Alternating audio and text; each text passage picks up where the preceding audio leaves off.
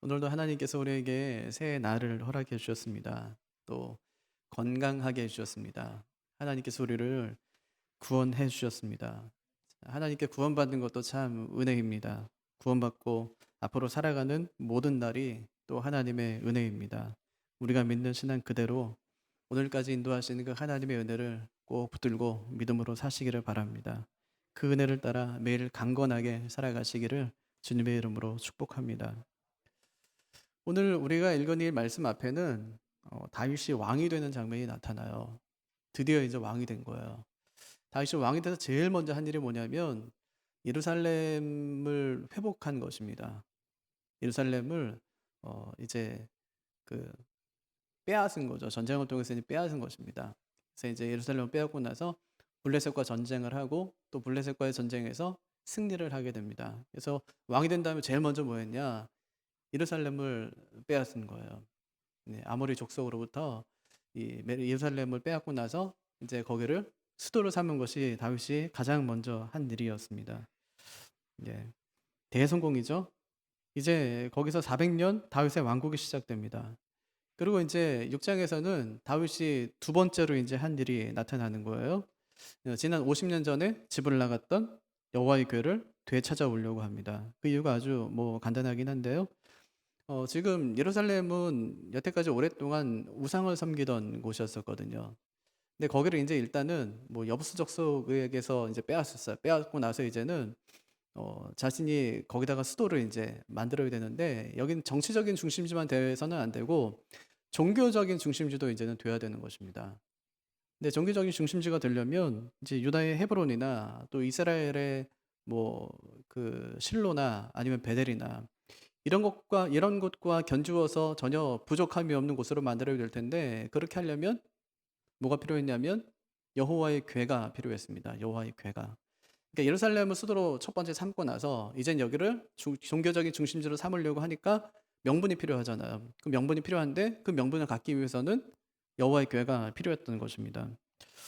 그래서 다윗이 3만 명의 군사를 이끌고 여호와의 궤가 있는 아비나답의 집으로 갑니다. 1절 한번 보십시오. 다윗이 이스라엘에서 뽑은 무리 3만 명을 다시 모으고 이렇게 말하죠. 그들을 모은 이유가 뭘까요? 2절을 보세요. 다윗이 일어나 자기와 함께 있는 모든 사람과 더불어 바알레 유다로 가서 거기서 하나님의 궤를 메어 오려 하니 그 궤는 그룹들 사이에 좌정하신 만군의 여호와의 이름으로 불리는 것이라 그렇게 얘기하죠. 그러니까 왜 3만 명 뽑았다고 이야기하죠? 여호와의 궤를 가져오기 위해서 3만 명을 뽑았다 그렇게 얘기하는 것입니다. 여러분 궤가 얼마나 되는데 3만 명을 뽑죠? 교회 크기가 얼마나인 거예요. 교회 크기는 아무리 크게 잡아도 이 가로가 125cm, 뭐 세로가 75cm, 높이도 75cm밖에 되질 않아요. 그러니까 요만한 상자입니다, 그냥. 근데 그 상자 하나 가지러 가는데 몇만 명을 뽑냐면 3만 명을 뽑습니다. 3만 명을. 언약궤가 어디 있는데 그렇습니까? 뭐 전쟁을 통해서 이겨야 되는 곳에 있기 때문에 그가 3만 명의 사람들을 데려간 것일까요? 사무엘상 4장을 보면 이스라엘 블레셋과 전투하거든요. 전쟁하는데 처음에 져요. 저 4천 명의 희생자가 이제 발생합니다. 그러니까 장로들이 모여서 회의를 하잖아요. 왜 졌을까? 어떻게 하면 이길 수 있을까? 회의를 합니다. 회의를 해서 내린 결론이 뭐냐면 언약궤를 가져오자. 이제 그런 거였어요. 언약궤를 가져오자. 언약궤를 가져오면 반드시 승리할 거다. 하나님의 임재가 있는 그것을 우리에게로 이제 가져오게 되면 이제 우리는 이길 수밖에 없다. 언약궤를 가져옵니다. 언약궤가 도착하자마자 이스라엘 엄청 이제 환호성을 지르는 거죠. 블레셋이 이제 궁금해서 이제 알아봅니다. 뭐 때문에 그러냐? 언약궤가 왔다는 거예요. 큰일 난 거죠. 그들은 출애굽 때 그 언약궤가 어떻게 활약했는지를 잘 알고 있었습니다. 출애굽 때 역사했던 그 하나님에 대해서 그거 잘 알고 있었습니다. 그래서 부들부들 떨었다 이제 그런 장면이 나오지 않습니까? 근데 전쟁의 결과가 어땠냐면 언약궤가 없을 때는 4천 명이 죽더니 언약궤와 함께 싸울 때는 3만 명이 죽습니다. 그들의 믿음이 가차없이 무너지는 순간이죠. 하나님이 함께 싸우면 이겨야 될 텐데 집니다. 분명히 기도하고 준비하고 분명히 이번에 이긴다고 나갔는데 집니다. 더 충격적인 것은 그 전쟁에서 언약궤를 빼앗겨 버립니다. 블레셋 군사들이 언약궤를 자신들이 섬기던 다곤 신전 안에 가져다 둡니다. 그랬더니 그 다음날 갔더니 다곤 신상이 엎어져서 모가지와 두 손목이 부러진 채로 언약궤 앞에 엎드러져 있었습니다. 그때부터 이제 그들이 그 언약궤가 두려워서 여기저기 이제 갖다 놓기 시작합니다. 그러다 결국 언약궤가 어디까지 갑니까? 사무엘상 7장 1절을 보면 기럇 여아림 사람들이 와서 여호와의 궤를 옮겨 산에 사는 아비나답의 집에 옮겨 들여놓고 그의 아들 엘리야사를 거룩하게 구별하여 여호와의 궤를 지키게 하였더니. 그러니까 결국 이제 언약궤는 기럇 여아림 사람들에 의해서 산에 있는 아비나답의 집까지 옮겨집니다. 그 다음 절을 보면 그 궤가 그곳에서 20년간 있었다, 그렇게 이야기하거든요. 20년간 아비나답의 집에 있었다. 그때는 누가 통치하고 있었을까요? 이스라엘을 사울 왕이 통치하고 있을 때예요. 근데 왜 사울 왕은 왜 그러면 20년 동안이나 그 여호와의 궤를 왜 찾지 않았을까요? 20년 동안 하나님의 궤가 없어졌는데 그것이 이제 이스라엘의 삶의 중심이고 종교의 신앙의 중심인데 왜 사울 왕은 한 번도 20년 동안 그 언약궤를 찾지 않았던 것일까요? 그의 관심은 언약궤에 있던 것이 아니라 오직 자기의 왕권에만 있었기 때문에 그렇습니다. 그러나 하나님의 임재에는 관심이 없고 자신의 현재에만 관심이 있었습니다. 그래서 어떻게든지 자신의 왕권을 지키기 위해서 그 10년 동안 뭐하죠? 다윗을 잡아서 죽이는 데만 혈안이 됐던 그의 모습을 우리는 볼 수가 있습니다. 이것이 사울의 실수였죠. 이 사울의 실수를 만회한 것이 다윗이었습니다. 다윗은 왕이 되자마자 언약궤를 되찾아오려고 합니다. 물론 언약궤를 되찾아오려는 그의 의도는 조금 더 살펴봐야 돼요. 왜 그랬을까? 진짜 하나님의 언약궤가 그에게 왜 필요했을까? 그가 하나님의 궤를 왜 왕이 되자마자 예루살렘을 왜 이렇게 회복하자마자 왜 여호와의 궤를 그곳에 들여놓으려고 했던 것일까? 일전에도 언약궤를 미심처럼 여겼던, 또 전쟁의 도구로 삼았던 그런 사람들이 있었기 때문에 다윗의 의도도 한번 살펴봐야 된다는 말입니다. 50년 전에 그랬잖아요. 이스라엘 장로들이요. 그때 아직 왕이 없었습니다. 장로들이 그냥 왕의 역할, 리더의 역할을 감당했던 시대였었어요. 근데 전쟁에서 지는 거예요. 그랬더니 어떻게 해요? 언약궤를 가져다가 전쟁에서 이기려고 했다는 말입니다. 언약궤를 전쟁에서의 승리의 수단으로 삼고 싶었던 것입니다. 그런데 다윗은 좀 다르죠? 겉으로 볼 때 좀 다르다는 얘기예요. 이 장로들은 전쟁에서 이기기 위한 승리의 수단으로서 이 언약궤를 가져오려고 했지만 다윗은 전쟁에서 이긴 다음에 가져오니까 적어도 승리의 수단으로 삼지는 않았다는 말입니다. 하지만 둘이 비슷한 점도 있습니다. 장로들은 언약궤를 승리의 수단으로 삼으려고 했고 다윗은 통치의 수단으로 삼으려고 했다는 말입니다. 그러니까 뭐 윷놀이에서 독인 개긴이라는 말이 있죠. 너 도찐 개찐이다 뭐 그러는데, 그러니까 뭐 도토리 키재기다 그런 거죠. 뭐 거기서 거기다 이제 그렇게 이야기할 수 있겠습니다. 우리에게 하나님이 필요한 이유가 무엇입니까? 내 승리를 위해서라면 이거 누가 왔냐면 장로들과 같습니다. 내 성공의 수단을 위해서라면 다윗과도 똑같다는 말입니다. 그러니까 우리가 보통 이제 성경에서 나오는 위대한 위인들, 뭐 영웅들을 우리가 보면은 야 진짜 대단하다 이렇게 이제 생각할 수 있지만, 그런데 다윗을 미워할 필요는 없어요. 그도 우리와 똑같은 죄인임을 오늘 말씀을 통해서 우리가 살펴볼 수 있기 때문에 그렇습니다. 자기 성공 앞에서 하나님의 궤를 이용하고 싶었고 자기 사랑을 성취하기 위해서 자기 부하를 죽음에 내몬 사람이 다윗이었습니다. 그의 죄악성이 여기서도 여실히 드러나는 것입니다. 그래서 우리는 자꾸 사람에게서 신앙을 배우려고 하면 안 돼요. 누구를 보니까 뭐 도전이 된다 뭐 그럴 수 있지만, 하지만 그도 죄인이라는 사실을 명심해야 됩니다. 그도 아무것도 아니라는 거예요. 그저 죄인일 뿐이고 하나님의 은혜가 필요한 사람일 뿐이라는 것입니다. 그래서 우리는 다윗의 실수를 통해서 배워야 됩니다. 뭘 배우냐면 사람이 연약한 존재라는 사실을. 하나님의 은혜가 아니면 어떤 사람도 누구든지 넘어질 수밖에 없다는 사실을 우리는 이것을 통해서 배워야 된다는 것입니다. 다윗이 언약궤를 모셔오기 위해서 3만 명을 모아요. 여기서부터 죄의 냄새가 팍 나는 거예요. 아마 이때 모은 3만 명은 대개 군인이었을 것입니다. 지금 블레셋과의 전쟁이 막 끝날 때거든요. 그들의 기세가 어땠을까요? 아마 사기충천이라는 말이 이때 어울리는 단어일 것입니다. 그들의 기세는 정말 하늘을 찌를 듯이 높았을 것입니다. 그럼 그들을 데리고 전쟁에 나간다면 이해가 되죠? 이해가 돼요. 그런데 그들을 데리고 언약궤를 찾으러 갑니다. 뭔가 좀 안 어울리는 일이죠. 언약궤를 옮기려면 군인이 아니라 제사장과 레위인들이 필요합니다. 결국에는 이번 원정은 실패로 돌아갑니다. 다윗이 다음 원정 때 제사장과 레위인 862명을 데리고 옵니다. 가서 언약궤를 모셔오게 돼요. 그게 역대상 15장에 보면 그런 장면이 나타나는데, 어쨌든지 여기서는 실패했다는 말입니다. 다윗이 군인 3만 명을 데려간 이유는 분명합니다.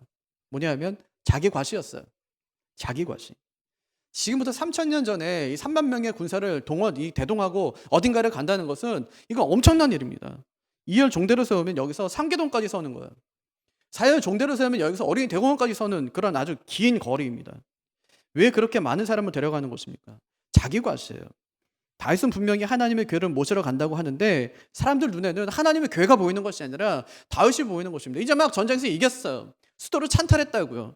전쟁 영혼 다윗의 기품이 사람들 눈에 이 압도적으로 보이게 되는 것입니다.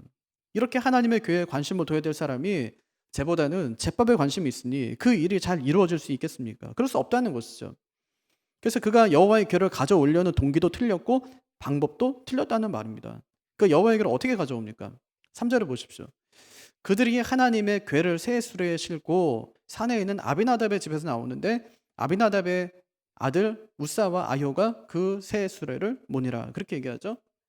그러니까 하나님의 궤를 이동할 때는 두 가지 원칙이 있었습니다. 하지만 그는 두 가지 모두를 어겼다는 말을 지금 하는 것입니다. 첫 번째는 하나님의 궤는 절대 새 수레에 실어서 안 돼요. 수레에 실어서 안 돼요. 어떻게 되냐? 어깨에 매라, 이제 그렇게 말씀하셨어요. 두 번째는 어깨에 맬 때는 반드시 고아 자손이 매라고 하나님께서 말씀하셨습니다. 근데 다윗이 지금 어떻게 하고 있죠? 하나님의 궤를 수레에 지금 실어서 이동하고 있고 고아 자손이 아닌 아비나답의 두 아들이 몰고 있습니다. 둘 다 틀렸다는 말이죠. 방법이 완전히 틀렸습니다. 여호와의 궤를 옮기려는 동기도 틀렸고 여호와의 궤를 옮기는 그 방법도 틀렸다는 말입니다. 수레에 실는 것은 이방인들의 관습이었어요. 이방인들은 새 축제와 같이 아주 중요한 절기 때가 되면은 우상들을 성전 뜰이나 아니면 길거리에 행진을 시킵니다. 대중들이 보게 하는 거예요. 적어도 1년에 한 번 정도는 대중들이 그 우상들을 보게 했습니다. 이때 우상들은 화려한 수레나 배에 실어서 이동을 했습니다. 다윗은요, 율법을 따르지 않는 거예요. 이방인들의 풍습을 지금 따르고 있습니다. 하나님 말씀보다는 이전의 경험을 더 의존하고 있습니다. 말씀에서 본대로 하지 아니하고 이방 땅에서 본대로 합니다. 다윗의 명백한 실수라고 말할 수 있는 것이죠. 그럼 하나님께서 왜 그 언약궤를 왜 어깨에 매라고 말씀하셨을까요? 그것은 하나님이 이스라엘과 함께 있음을 상징적으로 나타내기 위해서 그렇습니다. 마치 이런 것과 같아요. 우리가 하나님 말씀 아래 사는 백성임을 하나님께서 눈으로 똑똑히 보게 하기 위해서 하나님께서 그들에게 어깨에다가 그 말씀 법궤를 또 언약궤를 매라, 그렇게 말씀하십니다. 다른 방법 주시지 아니하시고 오직 유일하게 이 방법만으로 이동하라고 하게 하신 것은 그만큼 하나님의 교회가 거룩하게 구별돼야 함을 하나님께서 강조하기 위해서 그렇게 말씀하신 것입니다. 요즘은 예배당에 대한 인식이 많이 바뀌었지만 옛날 어른들은 예배당을 참 성전처럼 생각하시곤 했었어요. 특히 나이 드신 권사님들은 이 강대상을 굉장히 거룩한 장소로 이제 보셨습니다. 예전에요, 아이들과 교회에서 수련회를 할 때인데 본당을 다 치우고 나서 여기서 이제 자리 깔고 남자 아이들은 뭐 본당에서 자는 거예요. 2박 3일 동안 자고 같이 하면서 수련회하고 이제 했었어요. 그럼 뭐 자다 보면 아이들이 처음에는 여기 자라 여기 자라 하고 자리를 정해주지만 자다 보면 막 뒤에 엉키지 않습니까, 아이들이? 그래서 뭐 발이 여기 갔다 저기 갔다 여기 갔다 저기 갔다 하는 거예요. 근데 권사님이 이제 새벽에 새벽기도 하시려고 이제 오셨다가 아이들이 너무 헝클어져 있으니까 발을 하나씩 들고 나서 계속 발을 갖다 계속 옮기는 거예요. 그래서 제가 권사님 왜 그러세요? 그랬더니 아이고, 발이 강대상 쪽으로 향했잖아요, 그러는 거예요. 아이들 발이 강대상 쪽으로 향했잖아요, 그러는 거예요. 이 하나님이 거하시는 이 거룩한 장소인데 이 발이 하나님께로 향하면 되겠냐면서 발을 하나씩 옮기는 것을 봤어요. 예전에 예수님을 정말 뜨겁게 만난 집사님이 계셨어요. 한 번은 아주 씩씩거리면서 교회로 오신 거예요. 지금 막 자기 아이들을 혼내고 오는 길을 합니다. 왜 그러냐고 이제 물었더니 아이들이 성경책 위에 휴대폰을 올려놨다는 거예요. 여기도 아주 혼날 사람들 진짜 많죠. 어떻게 하나님 말씀 위에 다른 거 올려놓을 수 있냐는 거예요. 자기는 절대로 그것을 용납할 수 없다고 그렇게 말씀하셨습니다. 저는 그 말을 듣고 성경책이 우상이 돼서는 안 되지만 함부로 해서도 안 되겠다는 생각을 하게 됐어요. 하나님은 언약궤를 채에 끼워서 어깨에 매라, 그렇게 말씀하십니다. 고라 자손들만 매라, 그렇게 말씀하십니다. 그걸 매야 하는 고라 자손들의 심정을 한번 헤아려 보라고요. 잘못 매면 그냥 죽는 겁니다. 혹시라도 채가 아니라 다른 걸 만지기라도 하면 그러면 그 자리에서 그냥 죽는 것입니다. 그들이 얼마나 경건한 마음으로 조심스럽게 그 언약궤를 맺겠습니까? 그런데 이렇게 어깨에 매어 모셔와야 될 그 언약궤를 다윗은 새 수레에 싣고 있습니다. 하나님을 모르는 이방인들이 하는 것처럼 그냥 신이 나서 자기 집으로 모셔오려고 한 것입니다. 이 다윗의 명백한 실수라고 말할 수 있는 것이죠. 다윗이 그것을 옮겨오기 전에 제사장과 한번 상의했더라면 어땠을까요? 하지만 전쟁에서 이긴 왕은 누구와도 상의하지 않습니다. 자기 멋대로 자기 사람 뽑아서 마치 전리품을 걷어오듯이 새 수레에 옮겨서 그것을 싣고 오려고 합니다. 이것이 그의 실수였다는 말이죠. 남이 하던 대로, 내가 보던 대로 하려고 했던 것이 그것이 실수였습니다. 근데 우리도 얼마든지 이런 실수를 할 수 있다는 것이죠. 하지만 우리는 남이 하던 대로, 남에게서 보던 대로가 아니라 하나님의 말씀대로 주의 뜻대로 살아가는 우리가 되어야 됩니다. 그렇게 사시기를 주님의 이름으로 축복합니다. 또 아비나답의 실수가 보여요. 누가 새 수레를 몰고 오는지 한번 보십시오. 제사장이 모는 것이 아니라 아비나답의 두 아들이었던 우사와 아효가 새 수레를 몹니다. 둘이 모는 것도 이상한데 둘이 서 있는 것도 이상해요. 성경을 보면은 보통 이제 우리도 아이들 이름 이야기할 때 이제 큰 애부터 이야기하잖아요. 그죠? 작은 애부터 이야기하거든 뭐 중간 애부터 이야기하지 않고 큰 애부터 이제 이야기하고 누구 엄마 그래도 보통 이제 큰 애 이름을 따서 이제 부르지 두 번째, 세 번째 이름을 따서는 잘 부르질 않거든요. 성경에도 그렇습니다. 성경에도 자기 자식 이야기할 때는 항상 순서대로 이야기하는 거예요. 근데 우사가 형이 맞는 것 같아요. 왜? 우사가 앞에 나오고 아요가 뒤에 나오니까요. 그런데 수레는 몰 때 위치를 보면은 동생이 앞에 있고 형이 뒤에 있습니다. 동생인 아요가 수레를 더 잘 몰았기 때문일 수도 있지만 어쩌면 아버지에게 더 인정받는 아들이었기 때문일 수도 있습니다. 어쨌든 우사는 기분 좋은 일이 아니라는 말이죠. 근데 언약궤가 아비나답의 집에서 나오다 난리가 납니다. 엄청나게 큰 풍악이 이제 울려지게 되는 거죠. 모든 악기가 총동원되어서 하나님의 교회가 옮겨지는 것을 축하합니다. 그런데 그때 엄청난 사건이 벌어진다는 것이죠. 낙원의 타작마당에서 갑자기 소들이 날뛰는 거예요. 근데 여러분 소 한번 생각해 보세요. 웬만하면 날뛰지 않아요. 아니 소가요. 웬만하면 날뛰지 않아요. 투소 뭐 이런 거 아닌 경우에는 웬만하면 소가 날뛰지를 않거든요. 근데 얼마나 날뛰었는지 하나님의 괴가 떨어질 위기에 처했다는 것입니다. 그러자 우사가 그것을 급히 붙듭니다. 그것이 화근이 된 것이죠. 하나님께 진노를 바라십니다. 그 괴 곁에서 우사를 그냥 죽이신 거예요. 잔치집이던 그곳이 금세 초상집으로 바뀌고 말았습니다. 누구 잘못일까요? 우사의 잘못이기 이전에 그의 아버지 아비나답의 잘못입니다. 언약궤가 그의 집에 20년 동안 있었어요. 그럼 그의 집은요 거의 관광지예요. 아니 언약궤가 20년 동안 있었다니까요. 그럼 거의 관광지예요. 하나님의 임재의 상징인 언약궤가 우리 집 앞마당에 있다고 한번 생각해 보세요. 우리 집 마당에 있다고 생각해 보세요. 우리 집 거실에 있다고 한번 생각해 보십시오. 이건 보통 자부심이 아니에요. 이건 보통 자부심이 아니에요. 언약궤는 다곤 신상을 파괴하고 그들에게 전염병을 일으킨 하나님의 임재의 상징입니다.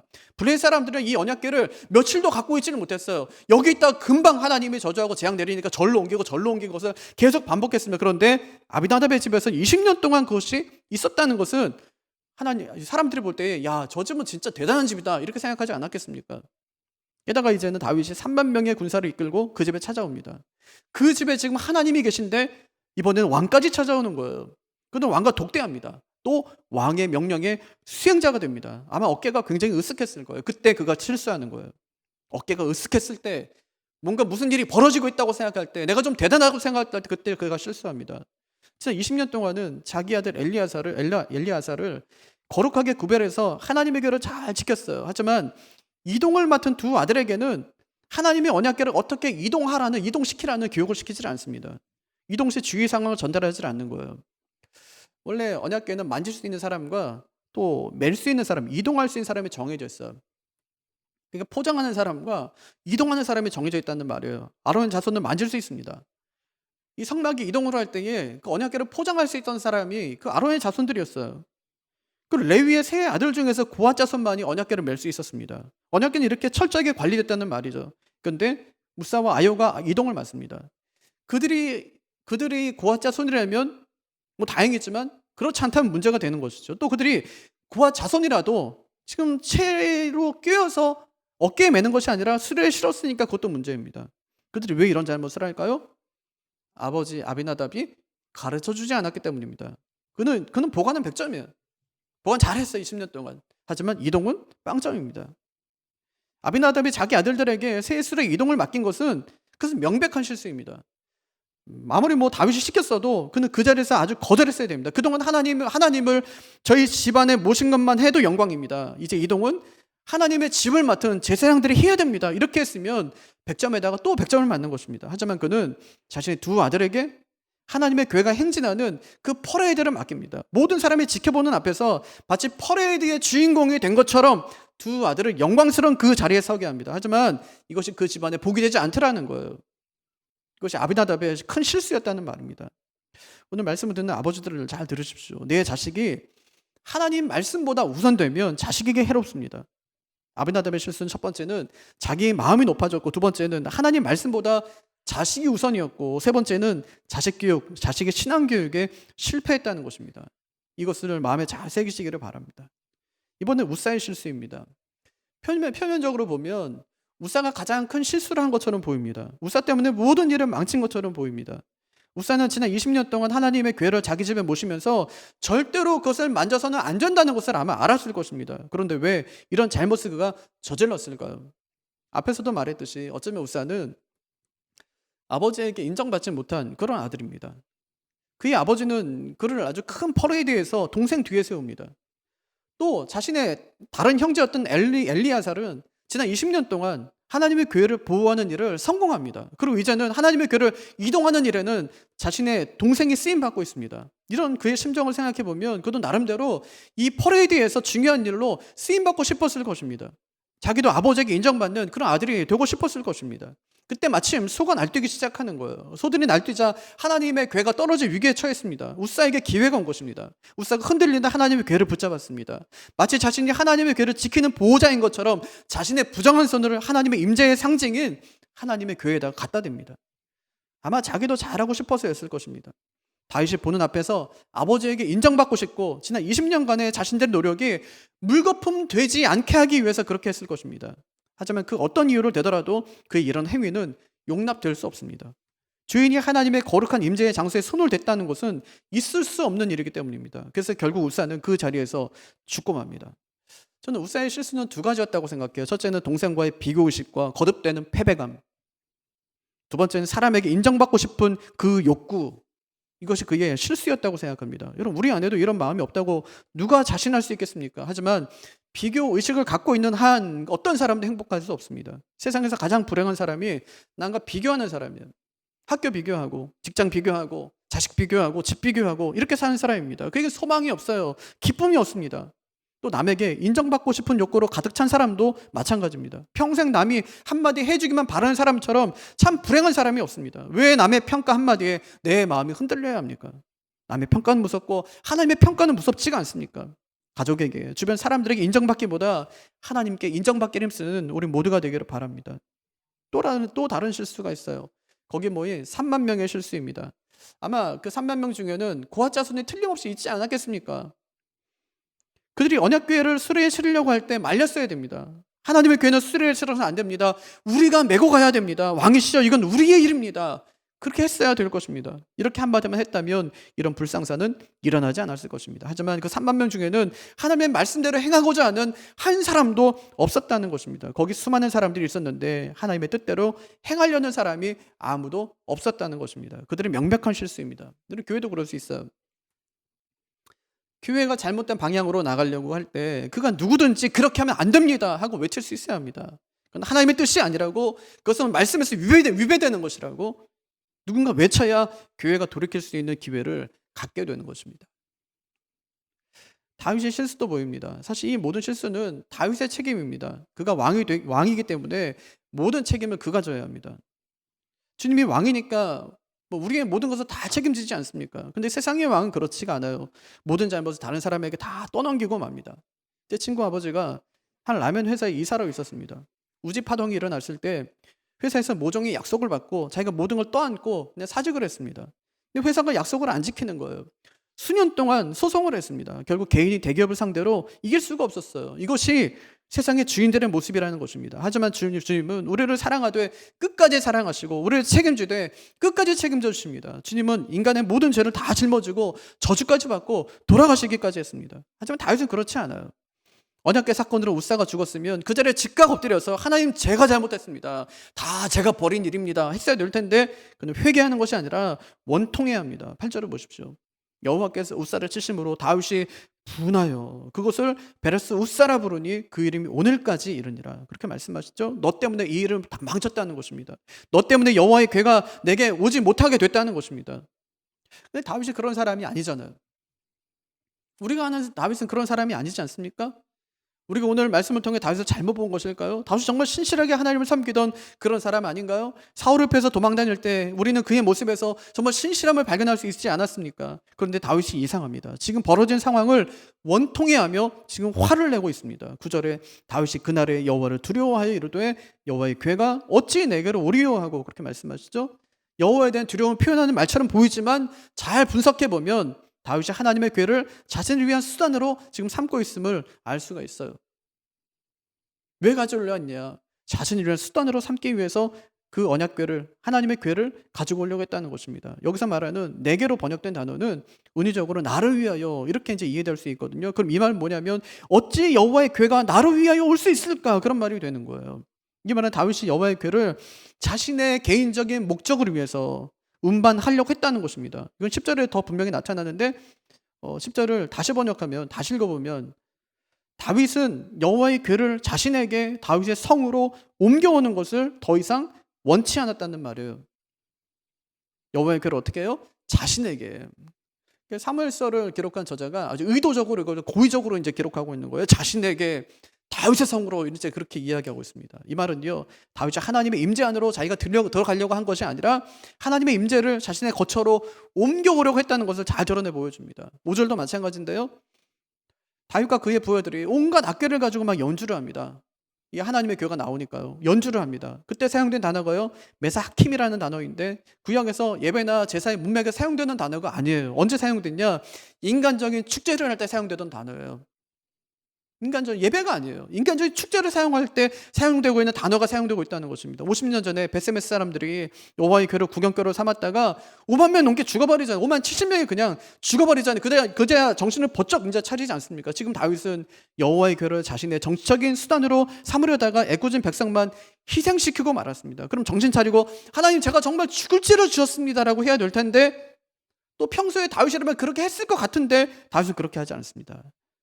이 일이 자기 뜻대로 되지 않는다고 화를 내고 그 자리에 손을 털고 나가버립니다. 이것이 다윗의 명백한 실수였다는 것이죠. 그래서 이게 여호와의 궤가 어디로 갑니까?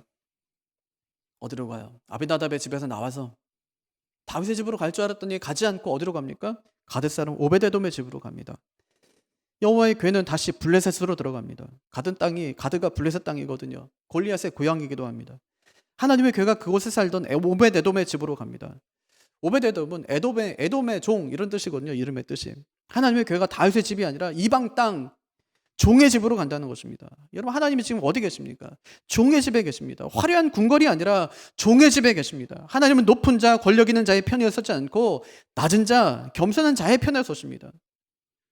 오늘 말씀에서 실수한 사람들의 이 공통점이 보입니다. 그 공통점이 뭘까요? 교만이에요. 그들은 전부 다 높아져 있습니다. 그들은 전부 하나님 위해 산다고 했지만 이 모든 게 전부 자신들을 위한 것이었습니다. 그래서 하나님께서 그들의 집에서 나오시는 거예요. 아비나답의 집에서 나오십니다. 다윗의 집으로 다시 들어가질 않습니다. 하나님은 종의 집에 들어가십니다. 종의 집에 들어가서 그들을 복되게 하십니다. 하나님께서 우리에게 이런 실수를 통해서 배우게 하세요. 또 다윗도 이런 실수를 통해서 배웁니다. 다윗이 실수했지만 실수를 통해서 하나님을 어떻게 모셔야 되는지를 배웁니다. 역대상 15장을 보면 다윗이 완전히 달라져 있어요. 하나님의 교회를 가져오기 위해서 자기가 원하는 사람이 아니라 가져올 때 필요한 사람을 부릅니다. 그들을 불러서 일전에 일어났던 일들이 반복되지 않도록 그들에게 충분히 설명하고 충분히 교육을 시킵니다. 자신이 저지른 실수를 통해서 하나님의 말씀대로 사는 방법을 배우게 된 것입니다. 때로는요, 실수가 은혜입니다. 실수가 반복되면 실력이라는 말도 있습니다. 그렇다고 실수를 반복하자는 말은 아니에요. 비록 이번에는 실수했지만 은혜는 실수를 덮고도 남는다는 사실을 깨닫자는 말입니다. 다윗은 실수했지만 바로 수정해서 실수했던 부분을 잘 만회합니다. 하나님의 궤를 끌고 오지 않고 메고 옵니다. 하나님의 궤가 들어올 때 에봇을 입고 덩실덩실 춤을 춥니다. 춤을 추다가 바지가 벗겨지죠. 근데 그것이 핵심이 아니에요. 자신의 연약함을 통해 결국은 자신의 언약을 성취해 가시는 하나님을 발견하자 하나님 앞에서 어린아이처럼 춤을 추며 하나님을 그가 맞이한 것입니다. 그럼 왜 우리는 하나님의 임재를 사모해야 될까요? 왜 그들은 하나님의 임재를 모시는 일에 실패했을까요? 언약궤를 전쟁터로 끌고 간 장로들은 승리를 위해서 그랬습니다. 여러분, 그것은 종교죠. 다른 종교들도 승리하기 위해서 자신의 신들을 전쟁터로 끌고 갑니다. 우리도 그럴 수 있어요. 얼마든지 하나님을 내 이익을 위해서 이용하려고 할 수 있습니다. 하지만 이런 실수를 반복해서는 안 된다는 것을 오늘 말씀이 우리에게 교훈해 주고 있습니다. 두 번째는 아미나답은 어떤 실수합니까? 아버지로서 신앙교육을 잘못합니다. 아버지는 늘 자식이 우선입니다. 아닙니다. 나보다 자식보다 하나님이 우선임을 아버지는 자녀들에게 잘 가르쳐야 합니다. 또 우사와 아유는 어떤 실수를 합니까? 그들은 비교의식, 인정받고자 하는 욕구로 가득했습니다. 누구에게 있는 마음이죠. 사람에게 인정받기보다는 우리는 하나님께 인정받기를 힘써야 되겠습니다. 3만 명은 무슨 실수를 합니까? 아무도 다윗의 잘못을 지적하는 사람이 없었어요. 그들 중에는 말씀대로 살려고 몸부림치는 사람이 없었습니다. 이것이 우리에게 있는 문제이기도 하다는 사실이죠. 그럼 다윗은 무슨 실수를 합니까? 자기가 벌인 일로 다른 사람이 죽게 됐어요. 그럼에도 불구하고 그는 회개하지 않습니다. 지도력의 부재이자 하나님 말씀에 대한 실력이 부족한 탓입니다. 우리도 똑같은 실수를 합니다. 우리는 이런 이야기를 통해서 내 실수를 봐야 되고 실수를 줄이기 위해서 노력해야 합니다. 결국 하나님의 교회는 종의 집, 오벳 에돔의 집에 머뭅니다. 자기 힘으로 사는 자는 베레스우사 하나님이 치시고 하나님의 은혜로 사는 무능한 종에게는 하나님의 은혜가 임하는 것을 우리가 잘 보여줍니다.